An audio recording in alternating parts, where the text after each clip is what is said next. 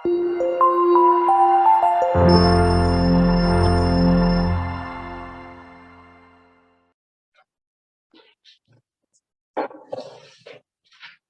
nih.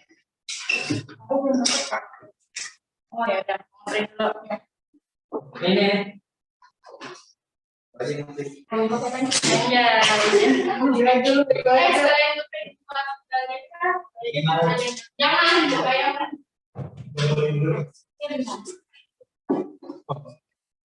Ayo dibaca soal nomor 1. Kalau tipe soal UGM ini agak beda sama SIMAK UI. Kan kalau SIMAK UI itu biasanya dia tekstur banget ya. Benar-benar kayak teoritis banget gitu. Kalau misalnya kalian nggak belajar materi sekali, SIMAK UI itu bakalan susah banget dikerjain. Nah, sedangkan kalau UGM ini dia lebih ke pengetahuan umum. Gak cuma sosiologi, ekonominya, geografi juga kayak gitu. Jadi ciri khasnya lebih masuk ke pengetahuan umum. Makanya masih bisa pakai logika, tapi nggak terlalu kuat dari jalur konsep. Jadi coba dibaca nomor 1. Nih, ini kan umum banget ya. Ini tahun berapa, Kak? Kenapa? Halo? Yang tahun berapa? Tahun 2019. Itu suara siapa nih? Udah ketemu belum?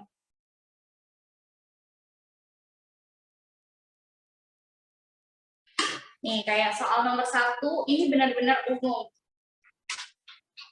Integrasi sosial dibutuhkan terutama bagi masyarakat yang majemuk. Masyarakat yang majemuk itu kan berarti masyarakat yang beragam. Integrasi sangat dibutuhkan untuk masyarakat yang beragam. Bisa dulu kan Mas ya? Nah, pertanyaannya berikut ini yang merupakan faktor yang bukan pendorong integrasi. Berarti sama aja pertanyaannya itu faktor yang menghambat integrasi.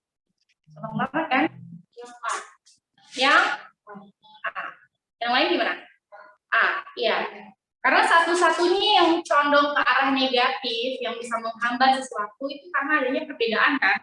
Itu udah ada kata kunci perbedaan, udah pasti dia akan menghambat integrasi. Apalagi di sini spesifik ada perbedaan etnik, agama, atau identitas lainnya di dalam masyarakat. Sekarang kita bakal bahas ada apa aja sih faktor-faktor pendorong untuk mempercepat integrasi sosial selain yang ada di option itu.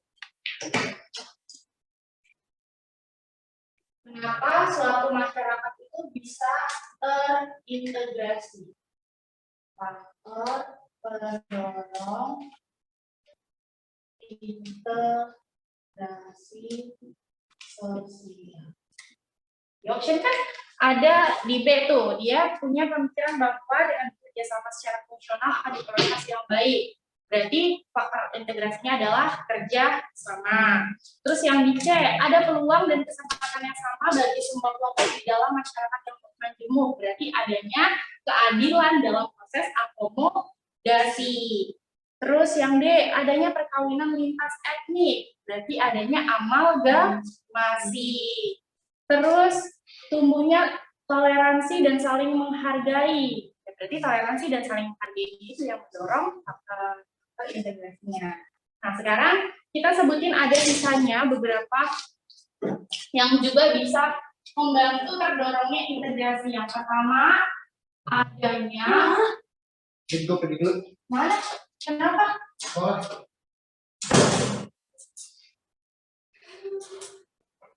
Adanya musuh atau ancaman bersama dari luar.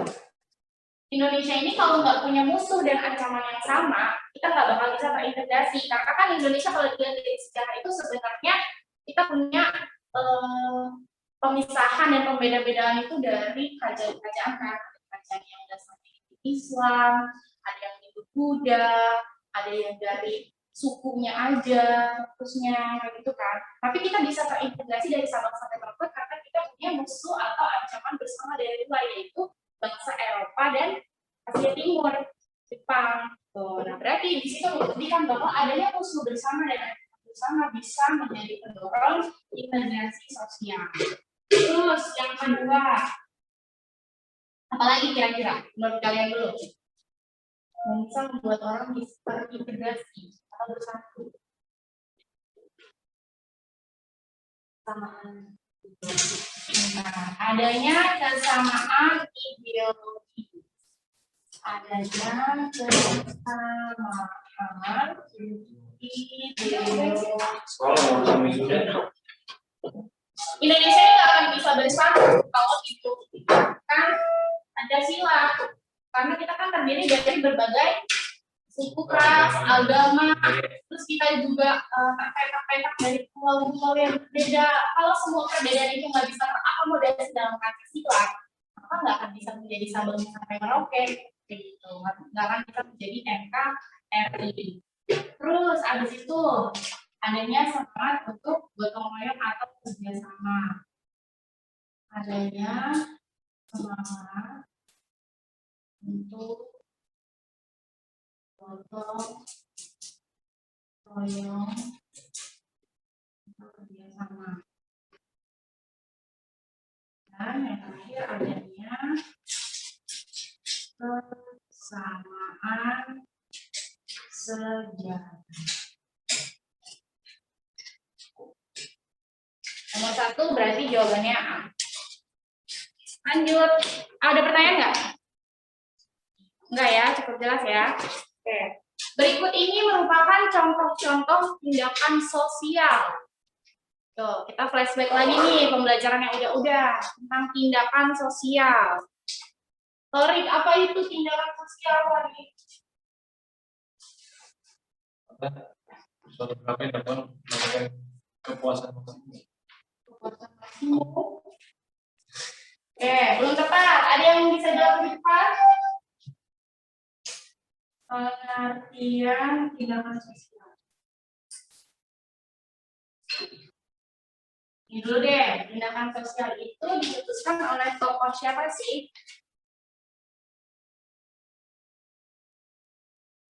Ini paling sering keluar soalnya di mana di SBM ada nggak yang keluar? Ada kan? Ada yang keluar nggak? Enggak. Udah lupa nih, tokohnya siapa? Vivia? Siapa? Tindakan sosial. Coba sebut aja tokoh yang terlintas. Salah. Nih, tokohnya sama Aguston. Kalian ingat aja, dia itu spesialis evolusi. Max Weber, benar. Yeay, benar ya. Max Weber. Tindakan sosial dicetuskan oleh tokoh yang bernama Max Weber. Nah, tadi kan Torik bilang kalau tindakan sosial itu tindakan yang mementingkan apa? Keuntungan banyak-banyaknya. Itu belum tepat. Yang dimaksud dengan tindakan sosial itu adalah tindakan yang dilakukan dengan mempertimbangkan orang lain sebagai alasannya. Gitu. Jadi fokusnya bukan pada keuntungan yang diperoleh, tapi orang lain yang menjadi alasannya. Apabila kita melakukan suatu tindakan tapi bukan karena orang lain korbannya, berarti tindakan itu tidak bisa disebut sebagai tindakan sosial. Bermanfaat bisa. Nah, sekarang pertanyaan kedua nih tentang tindakan sosial. Menurut kalian, tindakan sosial itu tindakan yang hanya bisa dilakukan bersama-sama atau bisa dilakukan sendiri, secara individual?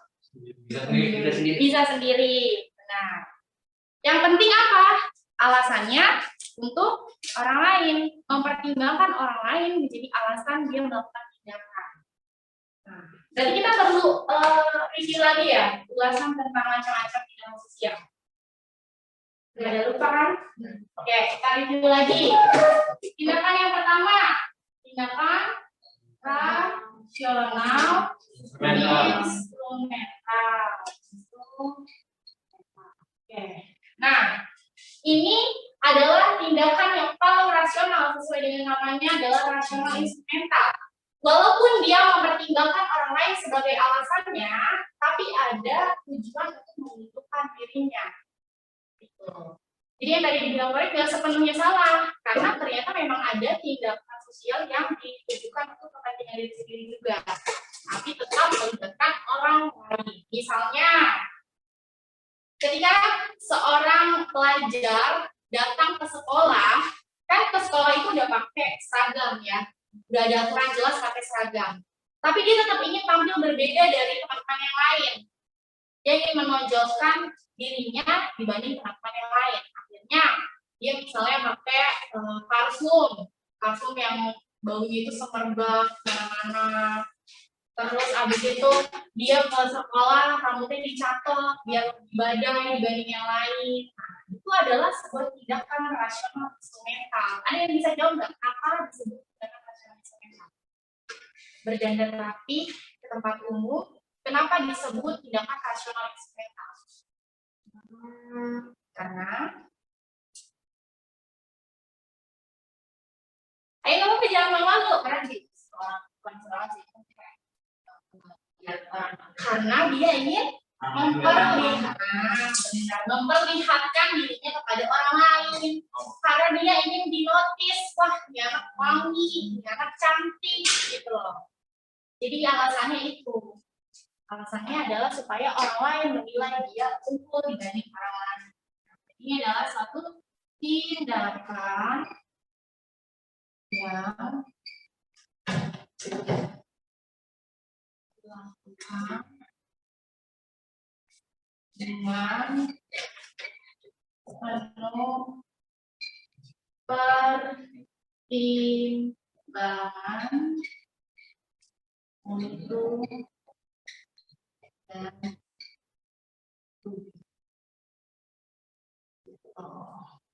hanya dikatakan sebagai tindakan yang rasional. Yang kedua, apa? Afektif, boleh. Afektif. Apa itu tindakan afektif? Gina?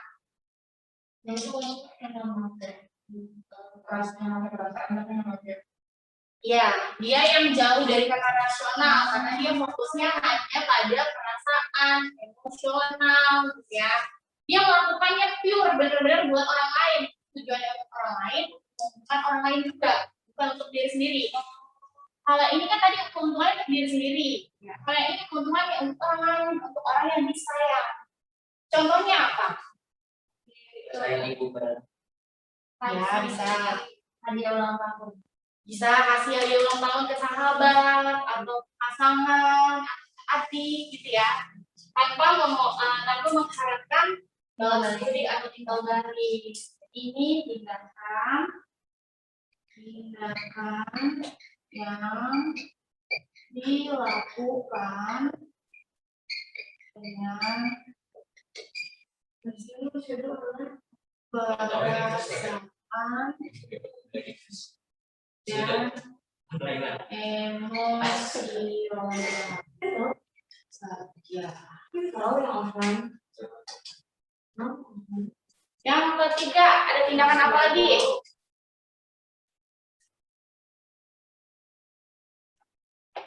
Baik, Kak. Oke, berorientasi nilai.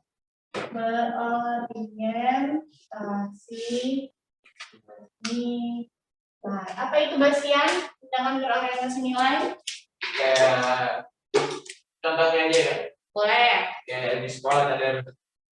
Di sekolah tadarus berarti dia ingin mencapai nilai agama. Oke. Jadi nilai yang dimaksud dalam orientasi yang dituju adalah nilai religi dan kalau tadarus itu agama tadi.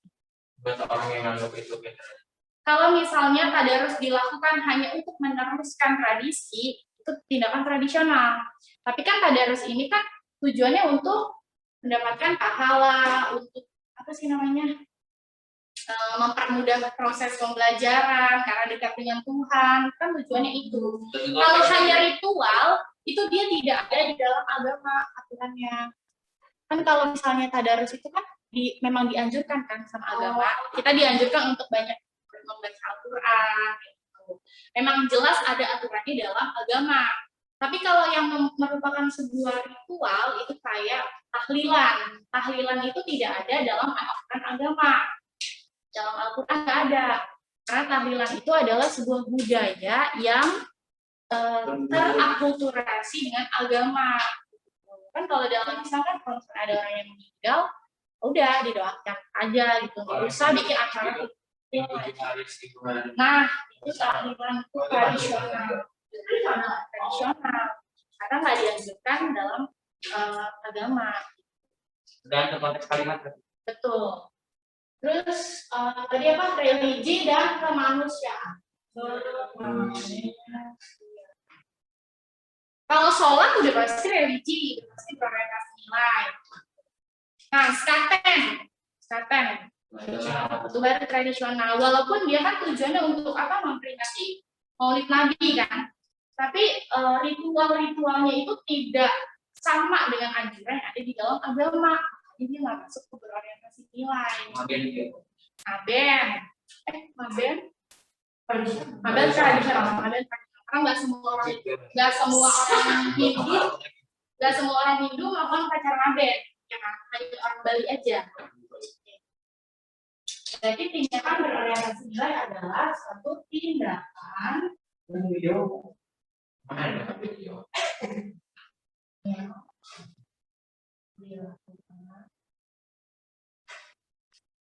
untuk dapat memenuhi standar nilai di masyarakat. Kalau salam-salaman saat Lebaran itu masuknya tindakan berorientasi nilai bukan? Sungkeman gitu kan. Sungkeman ya. Tradisional. Tapi yang berperasaan.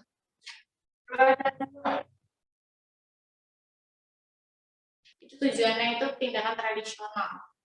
Karena itu hanya ada di Indonesia. Itu hanya dibudidayakan, dijadikan tradisi di Indonesia dan Malaysia. Bahkan di Eropa itu nggak ada. Kamu Malaysia? Malaysia ada. Budaya sungkem itu cuma ada di Indonesia. Melayu ya? Oh iya. Oh berarti boleh dalam sosial. Itu masalah tindakan sosial, tapi tindakan yang keempat, tindakan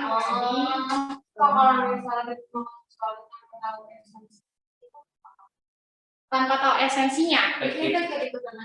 Itu ritualisme. Itu adaptasi perilaku menurut Robert Camerton. Masuknya tindakan ritual. Misalnya gini, aku ngasih kalian tugas, tapi kalian tuh sebenarnya nggak mau ngerjain tugas itu, nggak butuh juga, merasa nggak butuh. Sedangkan aku mewajibkan kalian ngumpulin untuk persyaratan administratif. Akhirnya kalian nyontek. Nah, kalian ngerjain tugas itu hanya sebagai ritual. Kalian melanggar tujuan, tapi kalian punya cara yang sama dengan orang-orang di sekitar. Itu kan ritualisme menurut Robert. Itu yang menyangkut sama tradisi-tradisi. Iya, ritual. Tindakan tradisional itu sebuah ritual. Ritualisme. Kira-kira yang kalian bingung, bedanya ini tindakan rasional instrumental atau tradisional itu apa? Soalnya mirip-mirip. Terutama kalau kaitannya sama Pacaran itu kan tradisional. Tapi orang-orang yang melakukannya itu punya tujuan untuk misalnya biar orang itu nggak marah. itu tindakan tradisional.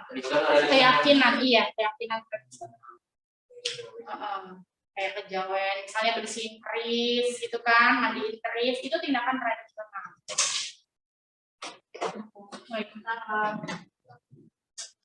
Tindakan yang dilakukan untuk melanggengkan tradisi atau budaya. Kalau yang berorientasi nilai kemanusiaan apa? Nah, tadi kan kita contohnya tuh yang religi tuh. Budget. Itu. Sumbangan. Iya. Terus Relawan.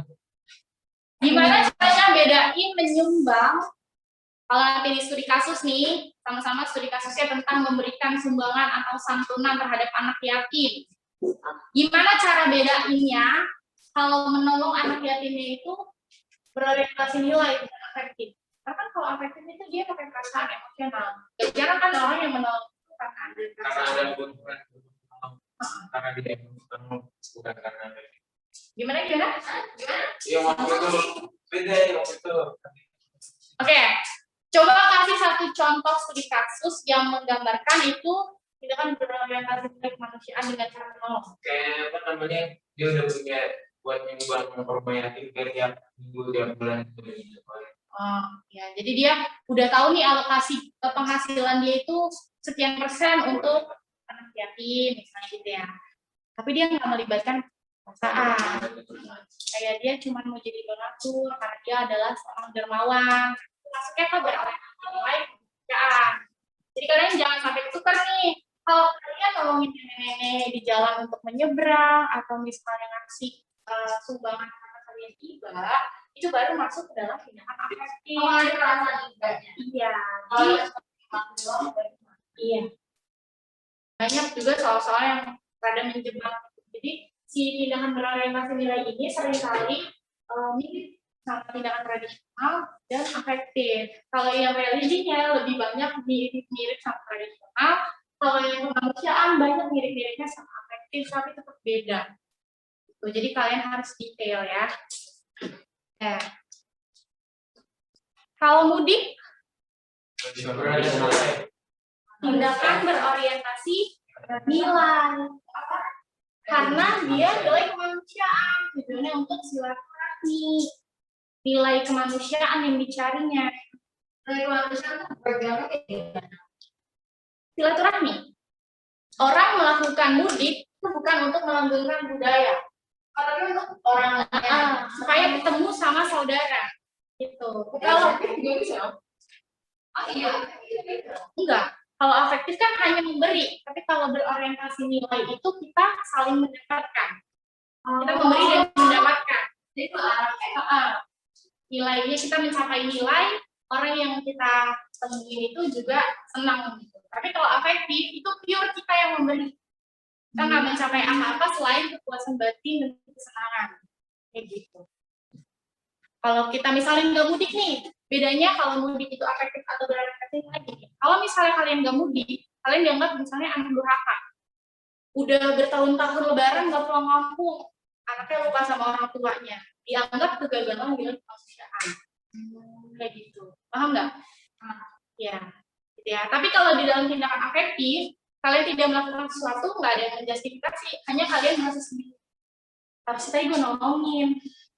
Kayak gitu. Paham nggak bedanya? Gimana, Olivia? Jangan bedain ini sama yang ini. Tadi standarisasinya gimana? Soal mudik, kenapa dia bukan afektif? Sama sisi orang. Karena ada dua sisi, dua arah. Jadi misalnya Livia nih, udah bertahun-tahun nggak jengukin neneknya. Ya, nggak jengukin neneknya udah bertahun-tahun. Livia itu sudah mengalami kegagalan dalam nilai kemanusiaan karena dianggapnya Livia dan orang tuanya itu nggak ingat lagi sama orang tua sama sukses, sombong, ingat sama orang tua, durhaka dan lain sebagainya. Itu berarti kita telah gagal mencapai sebuah nilai kemanusiaan.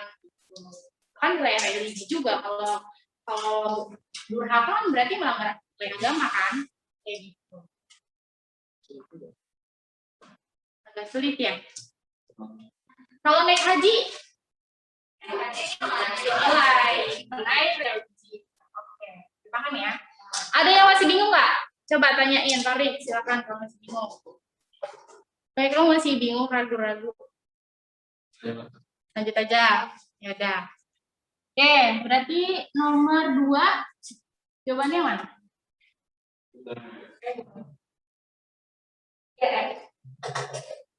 Iya. Devi belajar karena dia ingin bisa Dia tuh belajar masak karena dia ingin bisa makan makanan sehat. Gitu. Dia nggak mempertimbangkan orang lain. Kecuali kalau Devi belajar memasak karena dia ingin memasakkan orang tuanya, gitu, menyajikan masakan untuk orang tuanya. Nah, itu baru tindakan sosial. Lanjut nomor 3.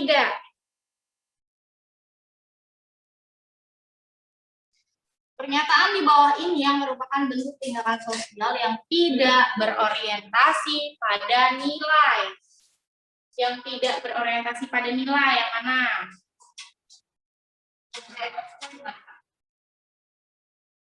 Kita tunggu teman-teman yang lain. Gimana?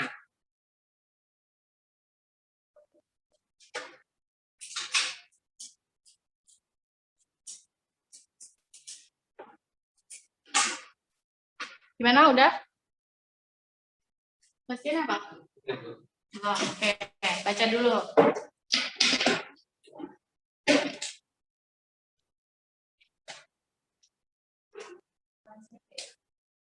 Oke, kalau enggak C, D.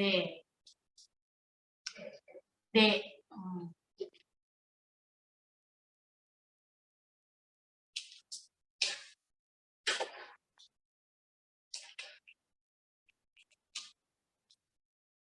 Udah?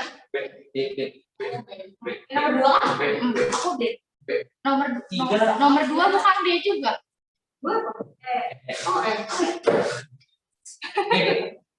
Oke, B, nomor 3, iya. C, oke, B, C, C atau D, C, B. Oke, berarti banyak banget yang B sama C. Kita baca yang B sama C dulu. Tangkap yang A. Rian melihat ada pengemis yang kelaparan di perempatan jalan. Dia langsung mencari makanan dan memberikannya pada pengemis tersebut. Kenapa ini bukan tindakan berorientasi nilai, Jonathan?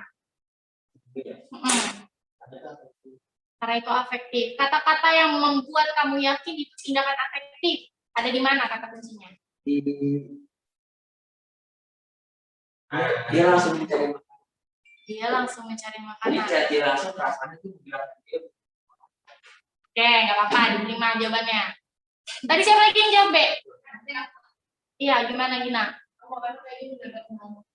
Secara spontan. Kalau kamu? Oh, enggak, belum ya? Bukan B ya? Udah nih, nggak ada yang jawab B lagi. Oh iya, lu kenapa? karena dia kelaparan kan kalau mereka Kasian. udah otomatis siap terus makanya dari mana? Oke, kita simpan dulu. Yang C sekarang. Samsul membawakan oleh-oleh untuk atasannya supaya atasannya menjadi dekat dengannya sehingga urusan pekerjaan dapat menjadi lebih mudah selesaikan. Oke.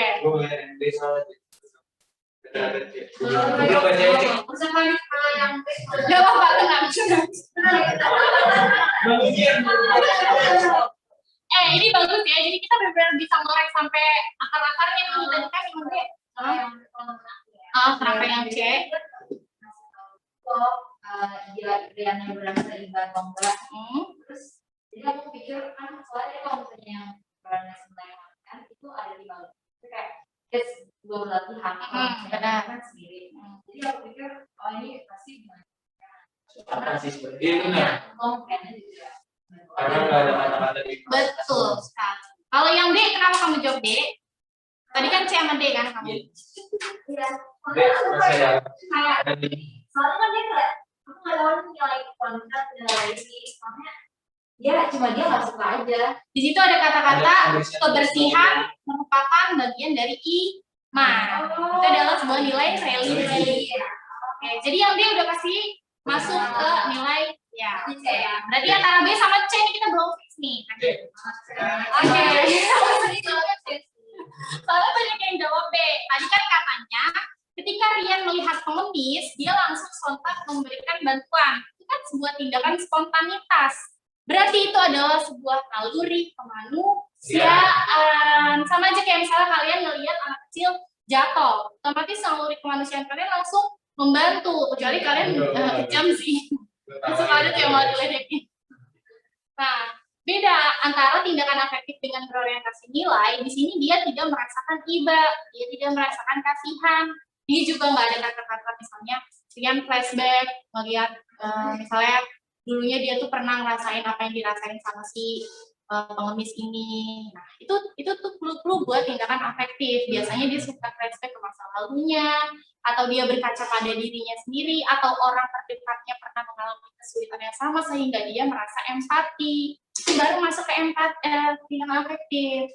Ya, jadi untuk yang B ini masuknya ke tindakan berorientasi nilai, yaitu nilai kemanusiaan. Jawaban yang tepat adalah C, karena C adalah tindakan rasional, instrumental. Kata kuncinya di mana? Di situ ada kata-kata supaya atasan yang menjadi dekat. Kalau dia pengen dekat sama atasan, otomatis dia punya motif yang menguntungkan. Di sini dikatakan tindakan yang dilakukan dengan pertimbangan untung dan rugi adalah tindakan rasional, instrumental. Oke, clear ya? Paham ya? Oke. Nomor 4. Nomor 4. Moko berasal dari keluarga Jawa yang sangat menjunjung nilai-nilai kejawen. Kejawen itu kejawa-jawaan. Pada saat tahun baru Muharram, dia selalu disuruh oleh kakeknya untuk berjalan kaki memutari keraton pada tengah malam. Horor. Horor. Moko melakukan biar besoknya nggak lemes gitu ya. Moko melakukan apa yang diminta kakeknya tanpa tahu esensi. Nah, ini tadi ditanya sama Lydia ya, nggak ada esensi tapi dia ngelakuin aja gitu. Nah, pertanyaannya kan, apa yang dilakukan Moko tersebut merupakan contoh tindakan tradisional. Kalau yang ditanyain adaptasi perilaku menyimpang, baru tindakan ritualisme.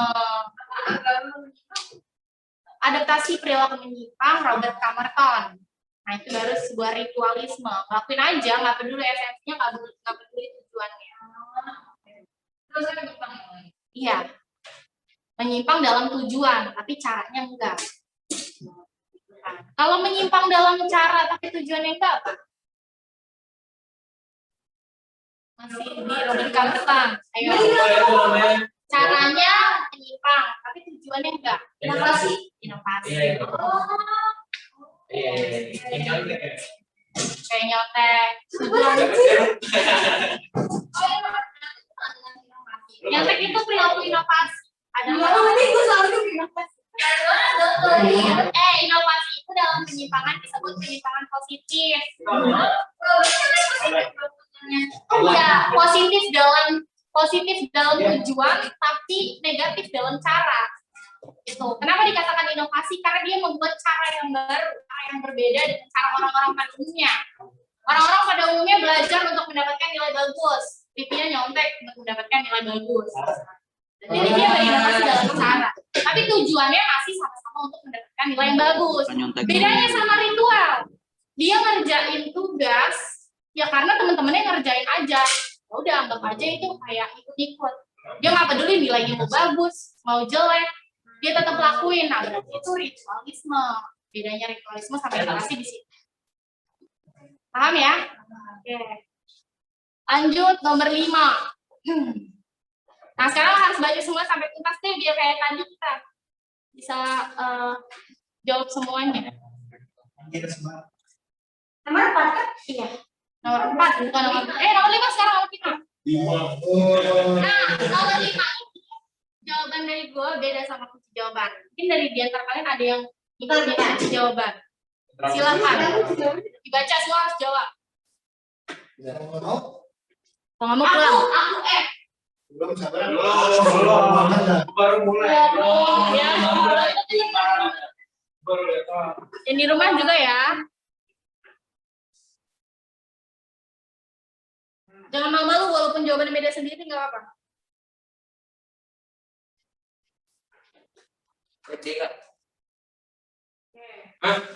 Jonathan D, terus Lydia udah apa? Dokter yang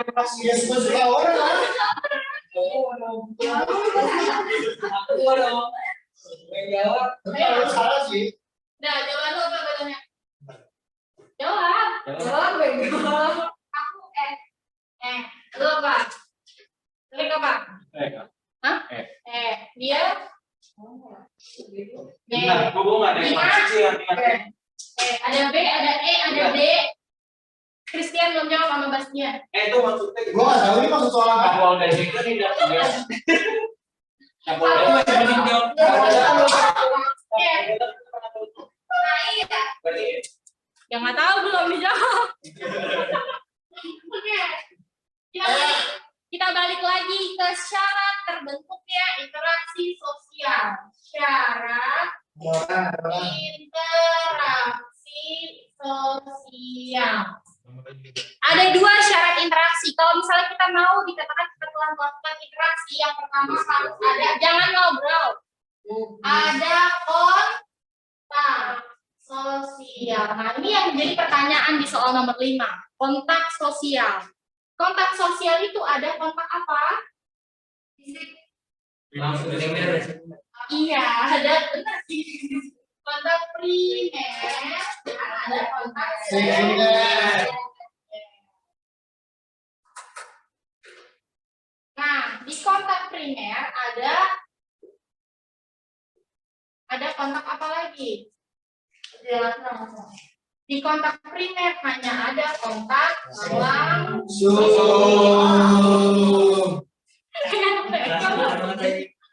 Tapi kalau kita bahas dulu nih, apa sih kontak primer? Ini kan kalian isinya nggak mungkin masuk pertanyaannya.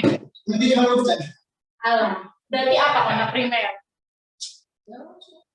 Ya, beda definisi primer dan langsung itu beda. Sekarang kita bahas dulu primernya itu apa? Gue nanya lu. Christian nggak tahu. Siapa yang bisa jawab? Livia. Apa kontak primer? Makna dari kontak secara langsung tatap muka. Oke, kontak. Ya kan lu jawabnya langsung. Kontak yang terjadi secara tatap muka atau kontak fisik. Benar. Nah, sekarang definisi langsung apa, Chris? Tidak ada orang ketiga. Nah, itu tahu. Beda ya. Jadi tatap muka sama langsung itu namanya beda. Kalau primer itu fokus ke tatap mukanya, kalau langsung dia fokus ke perantara orang ketiga. Di sini tanpa pihak ketiga. Tuh. Yang kedua ada kontak sekunder. Nah, kalau kontak sekunder ada kontak langsung, Ada orang sebenarnya. ya, dan tidak langsung. Nah, tadi kan kontak langsung udah nih, tanpa pihak ketiga. Berarti kalau kontak yang tidak langsung maknanya ada orang ada pihak ketiga Iya, menggunakan pihak ketiga. Bukan calon. Tapi bener sih, bisa. Oke. Nah, berarti sekundernya apa maknanya? Tatap muka. kontaknya Iya, menggunakan media. Kontaknya melalui media. Kontak melalui media. Tadi siapa yang jawab option B? Dia nih. Dia. Siapa lagi? Dia maksudnya. Oh, lu deh. Salah nego. Dia doang yang jawab B. Dia doang yang jawab B. Coba dia. Dia lah. Yakin nih? Dia doang yang jawab B. Ya.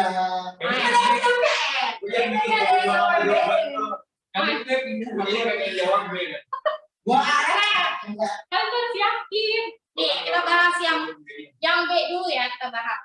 Orang tua sedang menonton TV bersama anak-anak. Orang tua dan anak-anak ada di tempat yang sama nggak? Iya. Ya, antara orang tua dan anak-anak mengalami kontak primer. Orang tua dan anaknya primer. Terus orang tua dan anak-anak menonton TV. Berarti yang ada di TV dan orang tua dan anak-anak sekunder. Jadi di dalam sini ada kontak primer dan ada juga kontak sekunder. Pertanyaannya kan yang tidak langsung. Ada nggak sih kontak tidak langsungnya? Ada. Siapa? TV sama yang orang yang lari di gimana ini? Kan yang di TV sama orang yang di dalam rumah itu kontaknya langsung. Oh iya. Gimana? tapi TV memberikan informasi secara langsung pada masyarakat. siapa tahu orang Artisnya lagi Iya. Jangan duluan Nih, nih, misalnya nih gue reporter, dia ngantuk juga. Kontak langsung melalui nih. Kalian ada di frame ini kan ada di frame. Ini harus fokus ya, karena jawabannya ini emang beda antara kunci jawaban sama yang jawaban benernya. Jawabannya pakai ya? Aduh lo belum. Ini kan misalnya TV nih. Gue ada di dalam video ini. Gue gak ketemu sama temen-temen yang ada di rumah. Tapi gue sedang mengalami kontak langsung dengan mereka. Nah, sekunder kan? Kontak sekunder langsung. Sekunder ada yang langsung. Sekundernya adalah handphone ini menjadi sebuah media. Langsungnya adalah materi yang gue ungkapkan langsung sampai ke mereka, bukan ke orang tua mereka, bukan ke adik mereka, tapi mereka mendengar secara langsung dari gue melalui media. Maka kontak gue dengan mereka adalah kontak sekunder. Langsung sama halnya kayak yang di option B. Berarti jawaban B salah. Kenapa, Bas? Silakan dulu bentar. tapi kan dari yang rumah yang nonton kan nggak bisa connect sama yang di sini, nggak bisa berhubungan sama yang ada yang di dalam videonya. Iya, karena itu kontak. Berarti mereka tidak melakukan interaksi, hanya kontak. Oh, Kan syarat dari interaksi ada kontak dan masih ada satu lagi. Ini kan baru nomor satu lagi apa? Komunikasi. Iya, komunikasi. kalau syaratnya udah dipenuhin satu kan mas Belum. Belum lah. Kalau cuma ada kontak sosial berarti bukan interaksi. Kamu nonton TV itu bukan interaksi. Oh, berarti tidak masuk belum bukan? Sebab itu Makanya nomor 5 yang B itu kurang tepat. Iya. Di kunci jawabannya yang D. Nah, sekarang gue mau memberikan penjelasan bahwa itu salah karena orang yang menonton TV itu mengalami kontak langsung, bukan kontak tidak langsung. Ya, berarti clear nih yang B salah. Terus tadi ada yang jawab D juga. Dosa. Udah ini Jangan dibilang apa. jangan dong. Dokter menyalami pasiennya. Kenapa dikatakan di situ kontak tidak langsung, Jo? Itu kan babas. Babas bertahan. Kontaknya lewat orang. Lewat orang gimana? Kan sekarang nggak boleh salaman. Sekarang kan nggak boleh salaman. Pun kalau nggak boleh salaman, dia tetap masuknya ke sekunder atau primer ya. Karena kan tetap dia kan pasti ketemu langsung sama pasiennya. Gitu. Jadi bukan yang D ya. Paham nggak ya ini semuanya? Gimana, Jo? Udah paham belum? Alasan dulu ya apa nih? Tapi ya. Nah, yang E, kenapa E? Kapolda, Kapolda itu hanya memberikan perintah yang langsung menindak tegas pelaku perampokan, dia bawa melakukannya. Gitu. Polisi lapangan yang nangkepnya. Gitu. Tapi hukumannya dari Kapolda. Berarti secara tidak langsung melalui pihak ketiga. Ya, oke. Nomor 5 clear ya. Jawabannya. Nomor 6. Wah, jawabannya nggak ada. Bukan yang tadi. Nggak ada. Nomor 6. Disintegrasi sosial dapat dideteksi melalui kemunculan gejala-gejala sosial. Gejala-gejala sosial berikut yang tidak berkaitan dengan disintegrasi. Apa disintegrasi maknanya? Disintegrasi perpecahan. Gejala-gejala itu sebuah gejolak permasalahan yang bisa menimbulkan perpecahan. Pertanyaannya, gejala yang tidak menimbulkan perpecahan apa? C. Kalau C itu gejala apa? Integrasi. Enggak, bener. Kalau udah integrasi berarti nggak ada ini dong.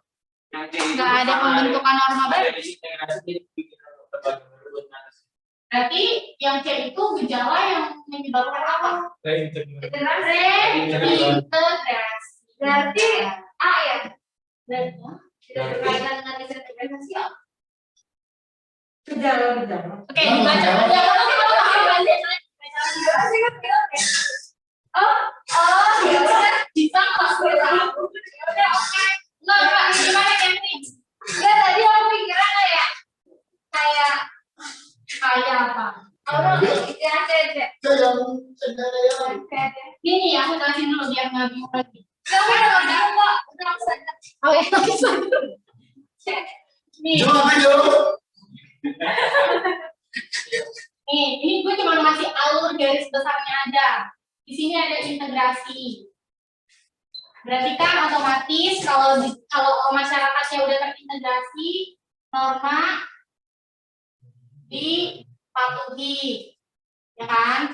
Terus habis itu masyarakat aman, damai. Kemudian kehidupannya harmonis. Nah, tiba-tiba nih terjadilah suatu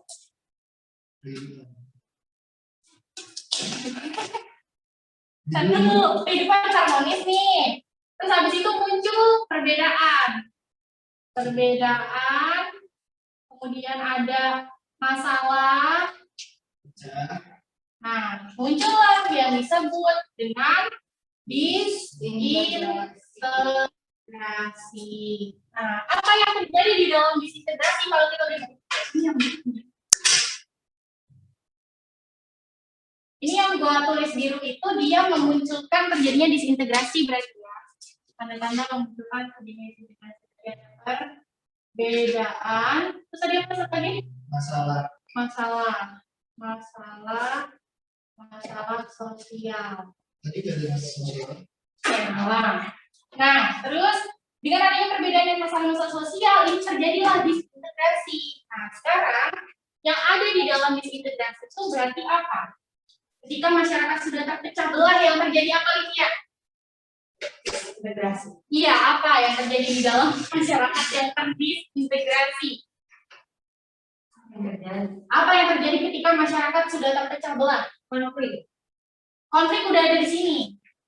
Konflik menimbulkan disintegrasi. Ketika sudah disintegrasi, apa yang terjadi? Iya, udah bisa. Nah, chaos, anomi. Nah, norma-norma yang ada. Handling.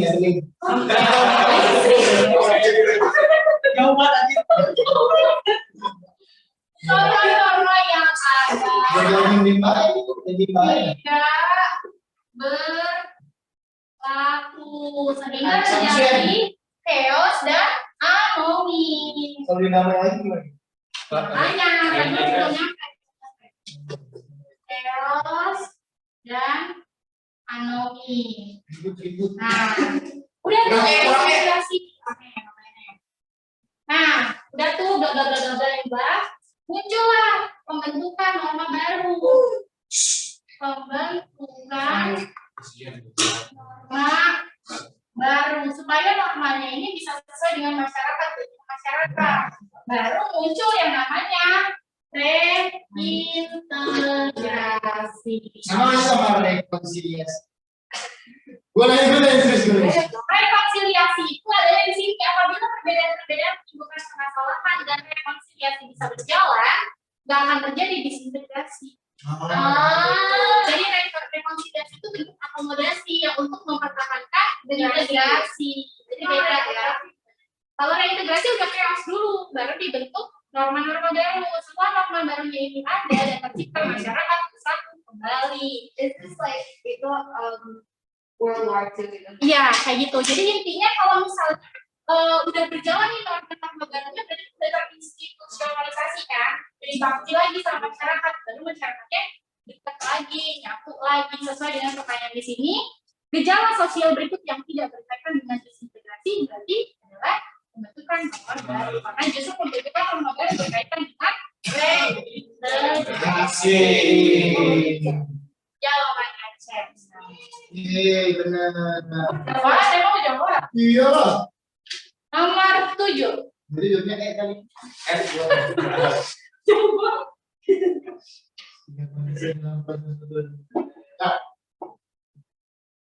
C. Jangan percaya. Kok saja. Kan boleh jawab. Ya kan dia tadi bilang apa? Nah ini enggak apa-apa. Lalu bilang Dia tadi Apa? sosialisasi. Aku beri, Pak. B, D, C. Pastinya? B. D. itu tuh ada dasarnya lu. Lu nggak tahu. Lu nggak tahu itu. Ya. Ya. Dia kali Apa, Jo? Ya ini A ini. Yang di rumah boleh ikut jawab ya. Selanjut Kak. Terus lu udah bilang kayak gitu. Ya. Kopi pilihan tuh. D. Gak boleh kan? Gak boleh kan? Gak boleh. Bintang ya. Gak boleh. Tapi C semua nih. Yang paling gayut gaya. kayak semuanya tinggal deh. Ada salah gitu. Kelihatan rantai. Iya. Nih. Kita lihat jawabannya si Chris benar atau salah. Ya jawaban bersama dong. Oke. Proses sosialisasi dianggap berhasil kalau sosialisasinya sudah mendarah daging dan sudah terinstitusionalisasi. Ya, sosialisasi itu kan penanaman nilainya, pembelajarannya. Dengerin dulu. Sosialisasi penanaman nilainya. Dikasih tahu nih yang benar begini, begitu. Akhirnya nih, masyarakatnya sudah mendarah daging tentang nilai-nilai yang diajarkan selama proses sosialisasi. Ketika nilai-nilai itu sudah mendarah daging, berarti sudah terinternalisasi. Tahap pertama sosialisasi, tahap kedua internalisasi, tahap ketiga. Bertanya dia ya.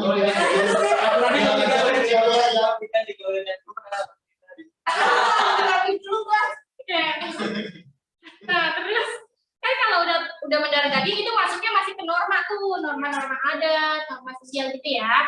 Nah, ketika normanya itu sudah dianggap kayak benar, paten, akhirnya dilembagakan menjadi norma hukum, legal tuh.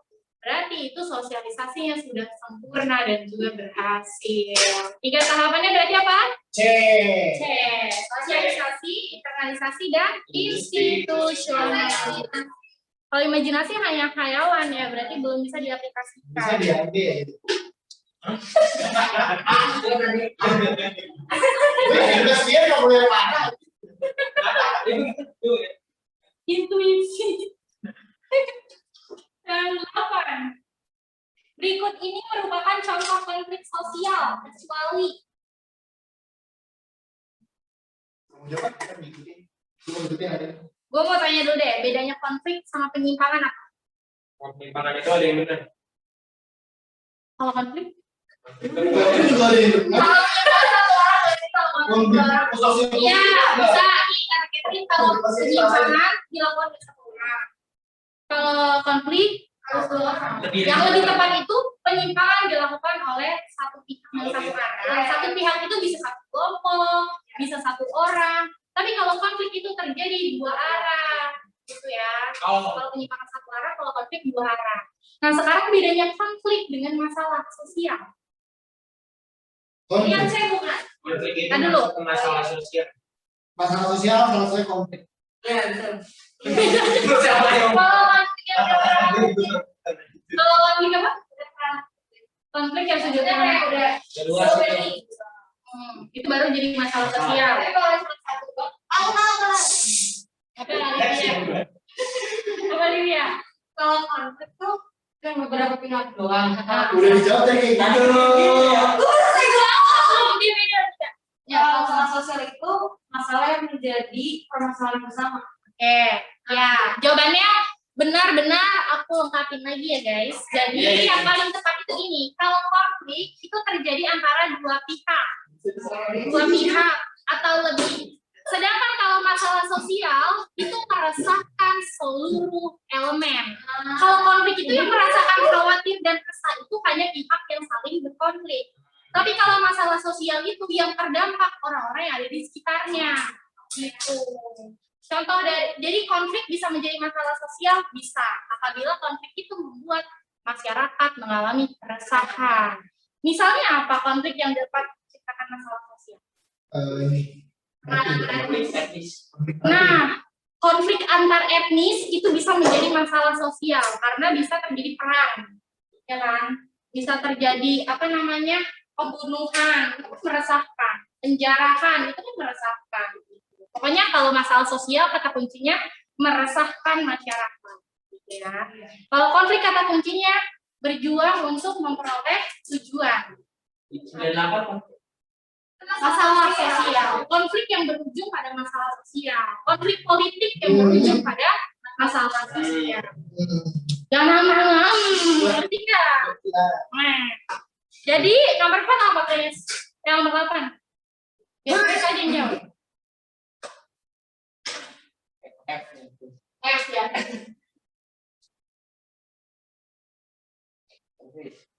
Apa nanti? C. Ya, konflik antar suami istri itu adalah konflik pribadi, bukan konflik sosial. Suami dan suami bisa, istri dan istri bisa. Tapi itu jadi masalah sosial juga kalau udah meresahkan. Nomor 9. Harmoni di dalam masyarakat bisa tercipta apabila terjadi integrasi sosial berikut ini. Nah, yang tidak termasuk sebagai pendorong integrasi sosial adalah, gue cuci tangan dulu ya. Silakan dibaca, jangan dijawab dulu. Bawahnya apa? Bahasa ntar. Masih denger aja. Aduh.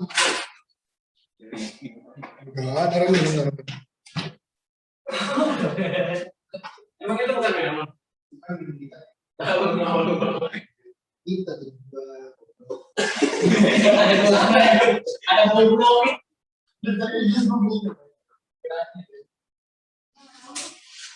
Gak tahu. Si NB gitu tahu. Tapi belum baca soalnya. Dah? Cuci tangan, cuci sikil juga banget. Udah belum? Bisa nih, bagaimana bisa? Gampang nggak? Kalau yang apa? Kalau nggak B, E. Oke, jawabannya lumayan bervariasi. Ada yang B, D, E. Mas Jan, Ini kuncinya ada di sini. Gue belum pernah. Gak jadi bohong. Apa nih? Gue nggak bisa ngamen soalnya. Iya, jadi kan. Oh, tapi mau nanya deh, kalau dia kan itu maksudnya yang masalah yang solving perbedaan kan? Itu masuk ke program bagi integrasi juga dong? Dia belum ada perpecahan, jadi masuknya ada di sini. Gak ada lah, ngapain? Nah, itu soalnya maksudnya Sebelum integrasi, tapi bukan setelah disintegrasi. berarti nggak masih integrasi juga dong? Iya, sebelum integrasi. Oke, jawaban yang lain gimana? Ada yang D, ada yang E, ada yang G. Belum jawab semua nih, itu apa? Rekonsiliasi itu tuh ada di kita tadi. Ya kan? D. Gue bukan D, tapi nggak tahu emang. Udah biasa di. Lo baca. Gue bukan D. Antara C sama D. Alah, aku tadi bilang. Dia apa dia? Oh my God, kamu ini. Gini ya guys, jawaban yang paling benar itu jawabannya dia. Yeay. Wah, ayo. Kenapa bukan D? Adanya penyelesaian dan rekonsiliasi konflik. Jadi kalau ada penyelesaian dan rekonsiliasi konflik itu udah ada perpecahan kan? Nah, ketika ada perpecahan dan rekonsiliasi berhasil, maka mereka terintegrasi di sini tetap aja. Kan tadi gue bilang kalau rekonsiliasi itu bentuk akomodasi. Apabila akomodasi dalam masalah di sini bisa terselesaikan, maka itu bisa mendorong integrasi. Gitu. Oke,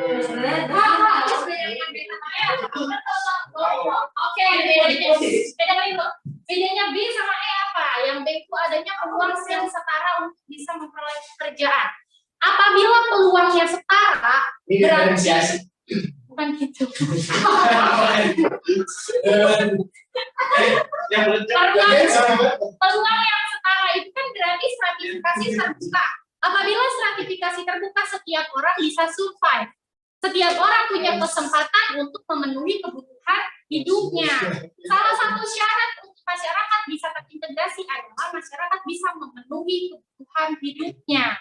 Berarti adanya peluang menyebabkan orang bisa terintegrasi karena mereka merasa punya kesempatan untuk memenuhi kebutuhan hidup. Jadi yang B benar gitu, bisa mendorong integrasi. Nah, sedangkan yang E, adanya pembagian jenis pekerjaan yang jelas itu berarti kontras banget nih antara warga desa dengan kota. Itu berarti menyebabkan adanya ketimpangan dan kesenjangan masyarakat desa dan kota. Dia nggak bilang setara ya. Iya, Dia bilangnya ada perbedaan yang jelas. Kalau di kota masyarakat harus punya keterampilan, harus profesional. Sedangkan di desa, iya. kan pembagian jenis pekerjaan Yang terlihat lain juga jelas. Ya, Yang ada berbeda. Gimana sih? Gimana Mas? bagian itu beda-beda ya. Iya. Kan ada solidaritas mekanik organiknya si Emil Durkheim nih. Dia bilang pembagian kerja di kota itu berdasarkan solidaritas organik, sedangkan di desa itu mekanik. Nah, kenapa itu bisa menjadi faktor yang tidak mendorong integrasi? Karena otomatis pola komunikasi, pengetahuan, kebiasaan yang dimiliki oleh masyarakat desa dan kota itu berbeda, sehingga itu bisa menyebabkan terjadinya kesenjangan dan ketimpangan yang nggak bersatu. Paham ya? Please jangan pakai. Paham nggak? Oke. Lanjut nomor 10. Pilihlah salah satu pernyataan tentang konflik yang paling tepat di bawah ini.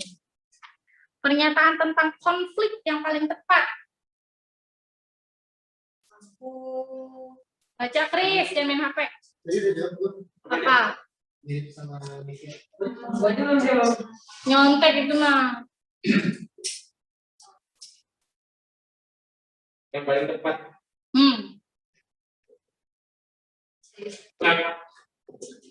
Ada yang D, ada yang A. Apa? A. Apa? A. Sejauh ini belum ada yang B lagi. Belum ada yang benar. Oke. Gina apa Gina? Aku A. Chris? Lu Lu udah nggak ada jawabannya? Dia udah bilang. Aku tahu ya. Ini ada. A bisa sih. Oke. Tahu ya? Karena Nanya aja. Gurunya dia. Yang apa? kalau yang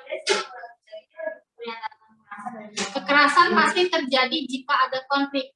Enggak, itu salah. Kekerasan tidak pasti terjadi. Bisa saja terjadi, tapi tidak pasti. Karena kan konflik nggak selalu menimbulkan kekerasan. Konflik itu ada konflik yang terjadi secara diam-diam, ada yang terjadi secara terbuka.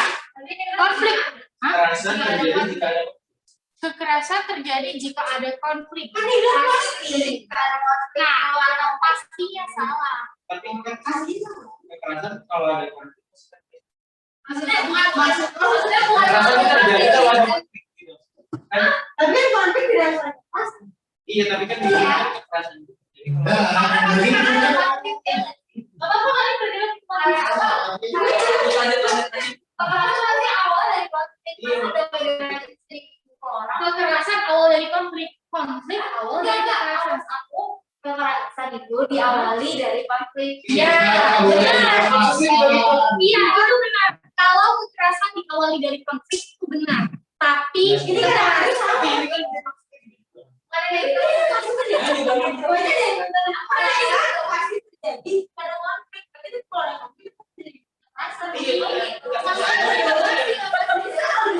Oke, gini. Dengerin dulu. Kan tadi kan kalian menafsirkan nih, analisa kalian mengatakan bahwa kalau kekerasan pasti terjadi jika ada konflik itu benar, karena kan nggak mungkin kekerasan bisa muncul kalau nggak ada konflik, itu kan menurut kalian. Nah, tapi ya aku ngerti yang dimaksud dia, nggak semua kekerasan terjadi kalau misalnya ada konflik. Karena konflik itu bisa nih,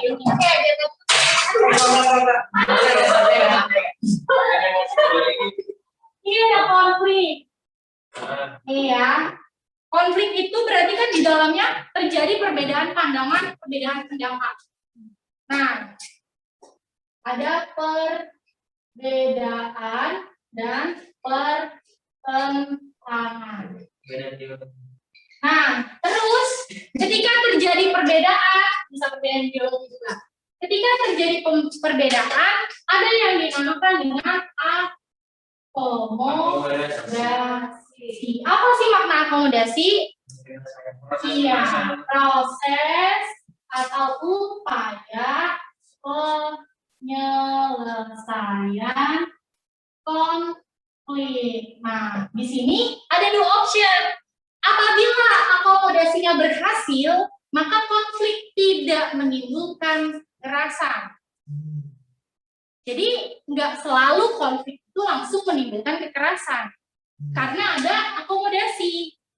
Di situ kan yang dia itu bilang kekerasan pasti terjadi jika ada konflik. Berarti kalau ada konflik, mau ada akomodasi atau enggak pasti terjadi kekerasan.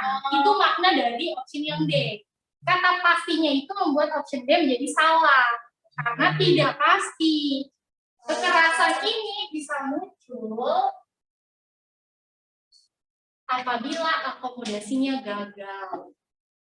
Jadi ada akomodasi dulu. Iya, akomodasi gagal dan kedua pihak saling menyakiti. Itu. Paham ya? Jadi yang paling tepat adalah yang A. Tidak semua konflik berkembang menjadi kekerasan. Nah, ada yang disebut dengan akomodasi. Ini kuncinya. Oke. Kalau di UGM itu ada berapa tahun sih? 20. Ada 19 apa? Oh deh. Karena tiap tahun berubah-ubah. Kalau dulu sih ada apa? Ada apa? Minus. Oh, minus. Nah, sama kayak simak. Cuma nggak tahu sekarang. Yang awal 2000 berapa? Emang sosiologi itu baru ada di atas tahun 2017. 2017 kan? Jadi Ya, itu besar ya? Di atas dulu ya. Kenapa ngomongin sosiologi dulu ya? Ya itu benar dia. Oh iya. Sebenarnya ngomong ceritain aja. Oke, udah ya. Nah, nomor 11. Udah mulai sebab akibat nih. Sebab akibat. Kamu mau Iya deh Bang Raji, maaf ya. Tanya. Waduh, dimotivasi lagi. Ada masyarakat mengundang pada masyarakat kota. Jadi juga ada apaan sih? Jadi itu nggak ngerti. Enggak, ini yang gimana sih? Aku ayo. Kalian cara jawabnya gimana sih? Benar. Benar. Boy. Lanjut. Lanjutin. Ya, Anggap aja dia lolos. Anggap aja lolos. benar-benar tidak berhubungan. Benar-benar tapi tidak berhubungan. Tapi dari awal benar-benar berhubungan. Kayak dengerin kalau dijelasin. Denger aja deh. Harusnya benar salah. Oh, jadi pertanyaannya benar bukan salah. Yang D salah benar. Salah. Ya. Salah lingkungan ada. Livia nomor Iya. nomor 11. Siapa yang nanya? Mau yang mana? Canda mau beneran. Jadi benar kan nih nomor 11 B?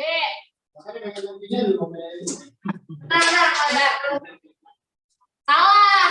Itu mau menjawab. Tadi kan udah.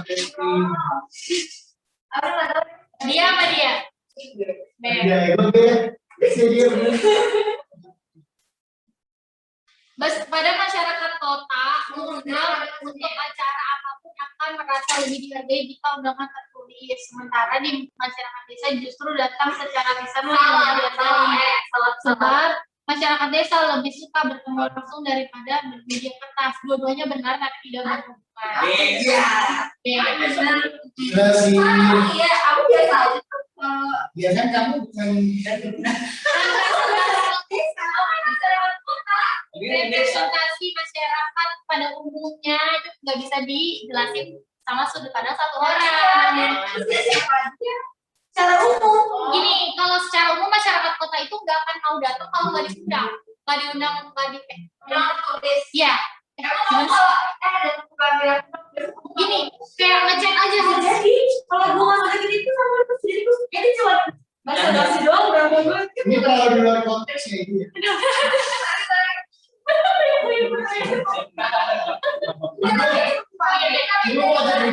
Dari mana dia ngomong kayak gini? Ya teorinya begini bu. Dari dasarnya nih, terminatoris. Kalau masyarakat desa itu paguyuban, masyarakat kota itu pangembaian. Masyarakat yang memiliki pola paguyuban itu mereka lebih suka berkumpul, bertemu secara langsung, tatap muka, bersenggama. Maksudnya gitu. Bersenggama. Bersenggama. Ada di Zoom.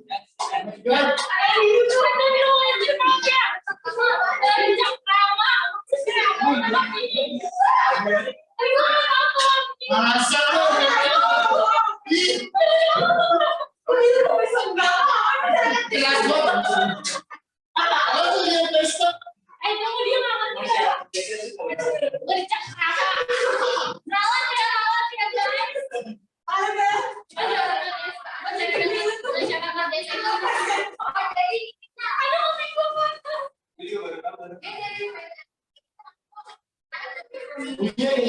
Iya, baik. Dah, apa ya? Lanjut nomor 12. si parah banget kita nggak. Ya Allah, gue nggak tahu artinya itu. Gue kira sama aja, sama. Parah banget. Kalau itu di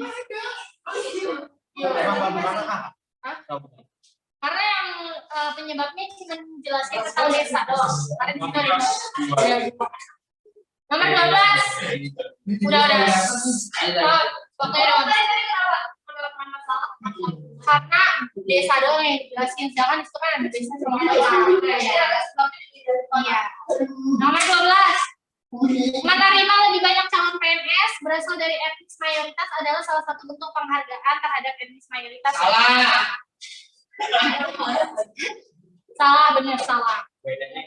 Sebab, nah penyebabnya ini nih agak munafik, agak naif. Karena sebenarnya pemenuhan kebutuhan terhadap hak-hak mayoritas itu memang untuk menghindari konflik. Contohnya aja kayak misalnya pemenuhan kebutuhan rumah ibadah Islam di Indonesia itu kan paling banyak ya dibandingkan dengan umat-umat yang lain gitu. Tujuannya apa? Supaya nggak chaos gitu. Terus juga misalnya presiden harus Islam. Tujuannya untuk apa? Ya untuk memenuhi hak mayoritas supaya tidak terjadi konflik. Karena kalau misalnya presidennya bukan dari Islam pasti terjadi konflik karena masyarakat Indonesia mayoritas Islam. Ya.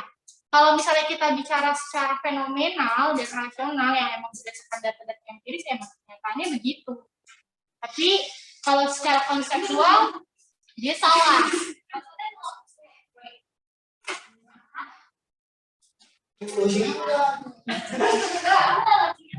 Kayak Di sini jawabannya salah dan salah. Kenapa salah? Karena secara konseptualnya harusnya pemenuhan kebutuhan itu secara adil-adilnya bukan dari mayoritas. selalu itu ya. Iya. Iya, terlalu personal. Jadi harusnya nggak boleh. iya, makanya. Oh, tapi jawabannya tetap E. Udah pasti benar.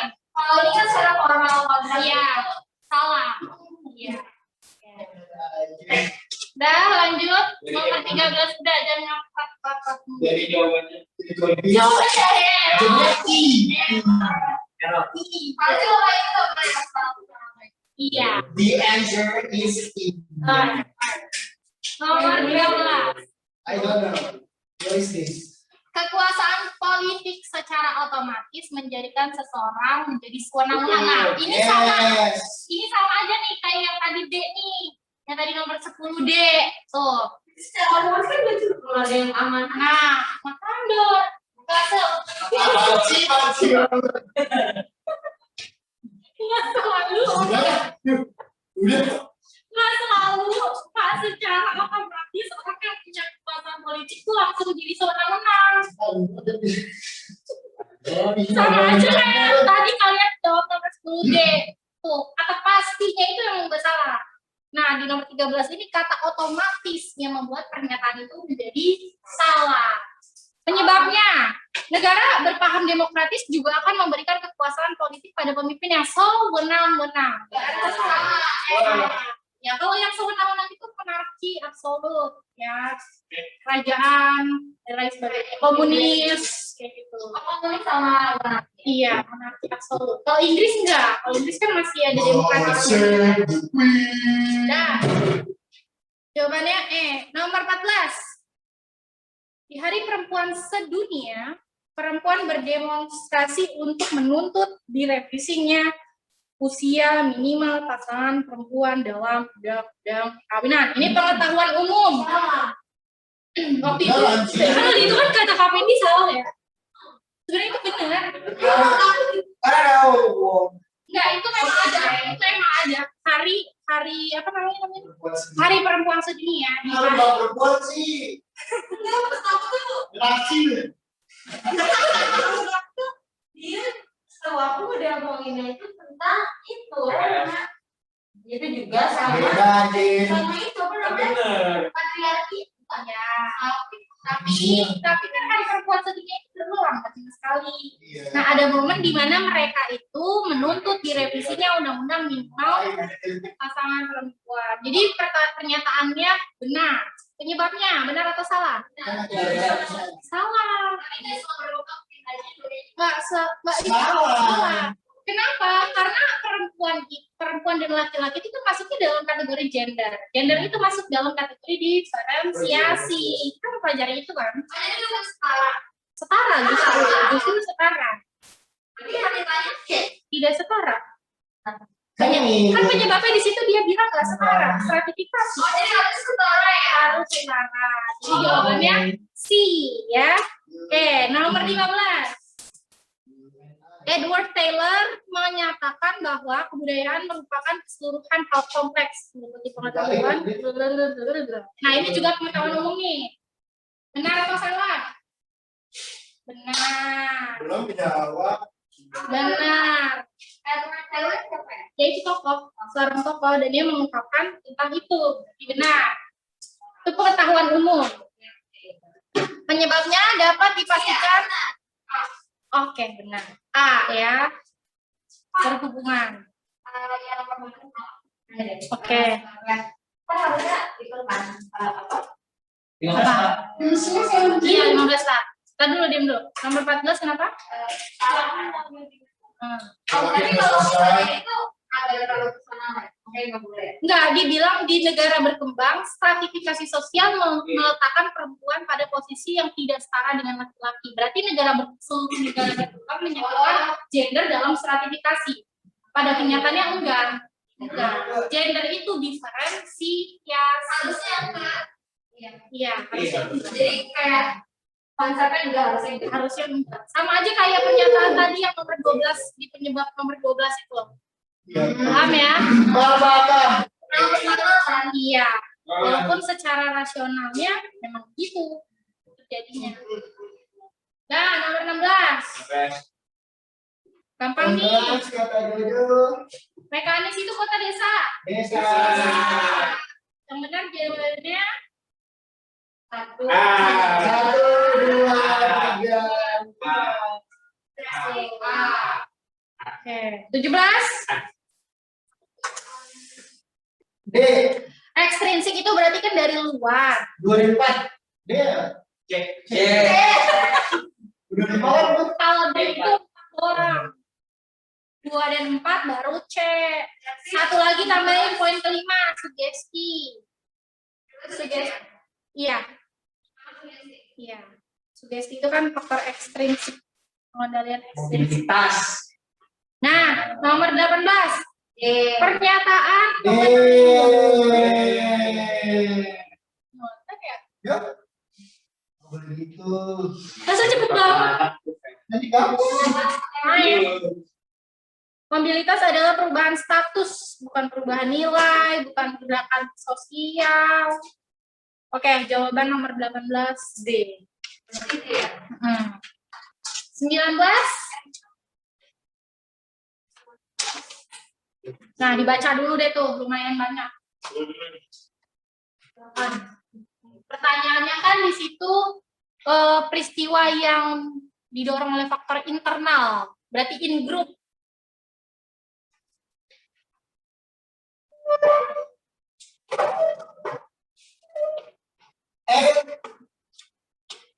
Ya nggak?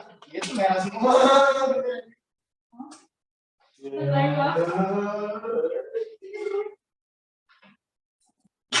Hayalan. Kasih. Ada dong. Faktor internal, berarti faktor in group dari dalam kelompok. Benar. Kan kalau yang A itu antar anggota kelompok salah satunya ada yang kesal. Terus kalau yang B itu antar anggotanya keras kepala. Kalau yang ketiga antar anggotanya saling mendukung walaupun dia positif tetap aja dong faktor internal. Yang keempat antar anggotanya memiliki perbedaan pandangan kayak gitu. Jadi nomor 19 20. 1 dan 3. B. Yakin? Memiliki variasi tujuan enggak dong? B, yakin B. Jawabannya memiliki persalinan darah juga bisa membuat orang untuk kelompok ya. Contoh Abu Yuban. Habis ngapain? Terima kasih kita. Oke, selesai guys. Terima kasih atas perhatiannya. Sekian dari kakak. Assalamualaikum warahmatullahi wabarakatuh. Ini gue mau gadein. Karena kalau gue dibanyakannya ya. Yuk. Makasih Kak. Biar kita balik. Ada besok ada lusa tapi apa? Oh lusa ada apa? Tapi apa udah? Oke. Kalau udah tahu apa? Besok libur. Ada libur. Ya, itu namanya. Oh, apa? Oh,